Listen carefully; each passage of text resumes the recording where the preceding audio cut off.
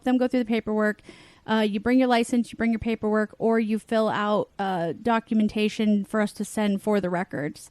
And it's important to have documentation because a lot of people don't realize that you are getting certified for something that is federally illegal by a doctor who is risking their license. So we want to protect their license as much as possible. So if we can get the documentation, great. But if you don't have documentation, it's not the end of the world.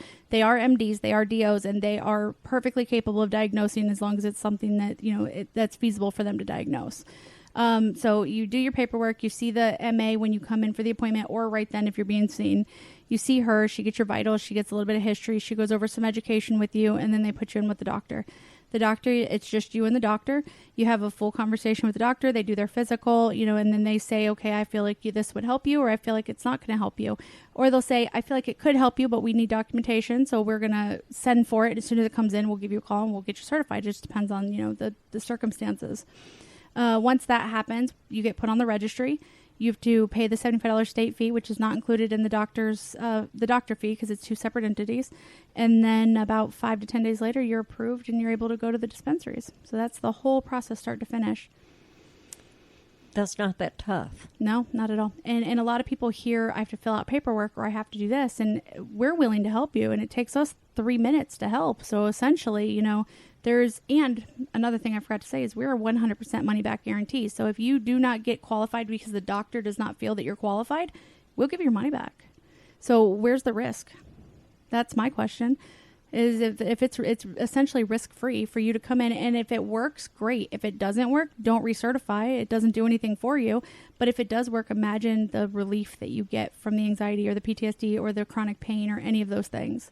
Since you're what we like to refer to as knee-deep in this, what happens... I think I'm nose-deep. I think I'm all the way up there. All the way up there? What happens if the government decides on a whim that, we don't want this anymore?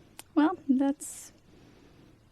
we fight. I mean, or we find another way. I mean, there's always something, but I highly doubt that the government's going to go that way because of how many times they've seen this stuff going, how many states. I mean, there's 9 states, I believe, that are now completely decriminalized, completely recreational. And then there's a total of 3, actually, I just did a presentation on this, that don't have any type of program at all, but just 3 out of, 50 states, 3. So it's pretty, it'd be pretty insane for them to do.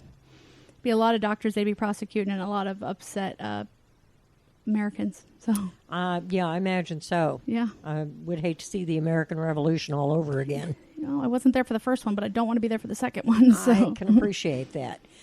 If you could leave our listeners with anything, what would it be? It would be to think outside the box. Don't think that this is that same old drug. Don't think that what you're getting on the streets is the same. Everything that is medical is important. And if you can get off of any medication, just one medication, and live a happy life, I mean, that's a happy life. I've gone through it. I've been on 18 pills a day, and it's things that, I've had to have, and now I'm down to about 12, which for me is huge because the other ones I can't get rid of, But it's a matter, life is not about quantity, it's quality. It's always quality. And if you could come in, any doctor, it does not have to be my office, but make sure that you're asking the right questions. How much is it? How many times do you have to pay in a 7-month period? And what milligrams and what routes are you getting? Because if a doctor's offering $99 or $120 and they're giving you one route at 3,500 milligrams, it's not worth it. You need to find another place that you can go and be able to have flexibility, or where you can get options. That's what I'm looking for, options. I have lupus too, so my brain does not work sometimes.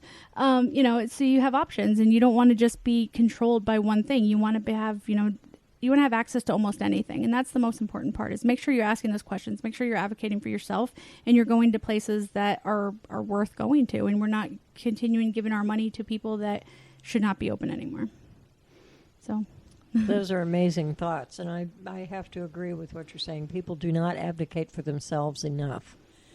I know that if you go to the hospital and you don't get treated well, they have patient advocacies that somebody will come talk to you, and you may or may not have the situation resolved. So people need to learn to fight for themselves. They need to be their own best friend. Absolutely. If you don't fight for yourself, I mean, who's going to fight for you? If anybody wants more information on this, how can they get to you? So they can give us a call at 844 Howana MD or 482-6263 or our website. That's a really great place because you can kind of see everything, which is www.trichomhealthcenter.com, but there's no E, so it's TRICHOM healthcenter.com. Or they can come on in. We're in Pinellas Park, 6530 Park Boulevard. There you go. And you've heard it from the horse's mouth. Now you know where to come when you need your help and can't find it anywhere else. ALISHA, it's been so wonderful talking to you today. We really appreciate all the information that you've given us. I have learned more than I ever thought I would in the very short time that we've had this conversation. I know that now as a new card recipient, I'm going to feel 100% more confident about walking into a store and not feeling weird about being there. Well, and I'll tell you this, anybody that's new to getting a card, don't feel weird. You walk into a dispensary, that is their job. They're there to help you.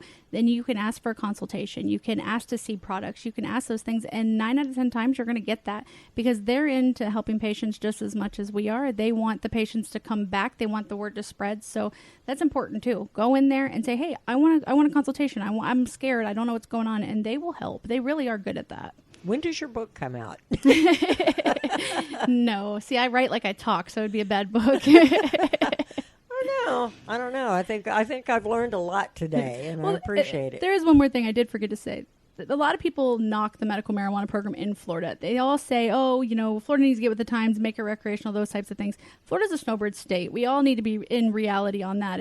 This is a snowbird state. There is a lot of senior citizens here that they don't understand the recreational side. So the medical marijuana side is not bad.